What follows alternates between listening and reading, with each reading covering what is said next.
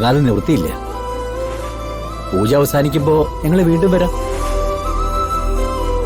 ഇത് വരുണിന് വേണ്ടി നടത്തുന്ന പൂജയാണ്. വരുണിന് ഏറ്റവും വേണ്ടപ്പെട്ടവര് ഈ പൂജയിൽ ഉടനീളം ഉണ്ടാവണം. പ്രിയങ്ക ഇവിടെ ഉണ്ടല്ലോ, കർമ്മങ്ങൾ അനുഷ്ഠിക്കേണ്ടത് അവളല്ലേ. ദേവനാരായണനാണെങ്കിൽ 2 നേരവും ക്ഷേത്രത്തിൽ പോയേ പറ്റൂ. ഞങ്ങൾക്ക് കുടുംബകാര്യങ്ങളും ഉണ്ട്.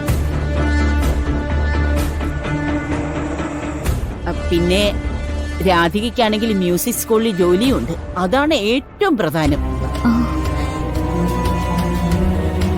തിരുമേനിക്ക് ക്ഷേത്രപൂജയ്ക്ക് പോകാനുള്ള വാഹനമൊക്കെ ഇവിടെ അറേഞ്ച് ചെയ്തിട്ടുണ്ട്. നിങ്ങൾ എല്ലാവരും ഇവിടെ ഉണ്ടായേ പറ്റൂ. മനസ്സുകൊണ്ട് ഞങ്ങൾ എല്ലാവരും ഇവിടെ ഉണ്ട്. അധികം ദൂരെയൊന്നും അല്ലല്ലോ. ചടങ്ങുകൾ എന്തെങ്കിലും ഉണ്ടെങ്കിൽ ഒന്ന് വിളിച്ചാ പോരെ. 1 or 2 ദിവസം ഇവിടെ തങ്ങിയതുകൊണ്ട് എന്ത് സംഭവിക്കാനാ യശോദേ? വരുണിന്റെ മുഖമൊന്ന് ശ്രദ്ധിച്ചേ. നിങ്ങൾ എല്ലാവരും കൂടി വന്നപ്പോ എത്ര സന്തോഷത്തിലാവൻ. കുട്ടികളുടെ സന്തോഷമല്ലേ നമുക്ക് ഏറ്റവും പ്രധാനം, അല്ലേ തിരുമേനി? നിർബന്ധിക്കണ്ട മുത്തശ്ശി. അച്ഛനും അമ്മയും ചേച്ചിയും പോയിക്കോട്ടെ. എങ്കിൽ പിന്നെ നമ്മള് കൂടുതൽ തർക്കത്തിനൊന്നുമില്ല. പൂജ അവസാനിച്ച ശേഷമേ ഞങ്ങൾ മടങ്ങുള്ളൂ, അല്ലേ അമ്മേ? അത് അങ്ങനെ മതി, അങ്ങനെ മതി. എല്ലാവരും ഇവിടെ തന്നെ ഉണ്ടാവണം.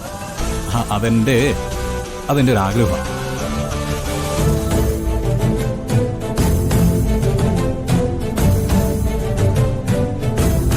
മോളെ പ്രിയങ്കേ, അച്ഛനും അമ്മയ്ക്കും മുത്തശ്ശിക്കും ഒക്കെ തങ്ങാനുള്ള ഇടം കാണിച്ചു കൊടുക്ക്. ശരി. അല്ല, ഇവിടെ ഒരു ഔട്ട് ഹൗസ് ഇല്ലേ? ഞങ്ങളെല്ലാരും കൂടി അവിടെ തങ്ങിക്കോളാം. അതിന്റെ ആവശ്യം എന്താ തിരുമേനി? അല്ല, ഇതിന് എതിർപ്പൊന്നും പറയരുത്. എന്നാ അങ്ങനെ ആയിക്കോട്ടെ. ഇനി അനുഷ്ഠിക്കേണ്ട കർമ്മങ്ങളെ കുറിച്ച് ഞാൻ പറഞ്ഞു തരാം. വരുൺ താലി കെട്ടിയ പെണ്ണ് ഒരിക്കലെടുക്കണം. 1 നേരം മാത്രമേ ഭക്ഷണം കഴിക്കാവൂ. ബാക്കിയുള്ള സമയം മുഴുവൻ മന്ത്രജപങ്ങളോടെ വ്രതം അനുഷ്ഠിക്കണം.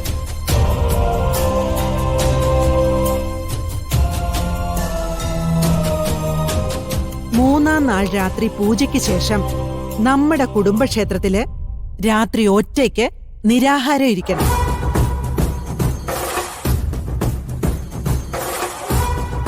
ഒരു പോള കണ്ണടയ്ക്കാൻ പാടില്ല.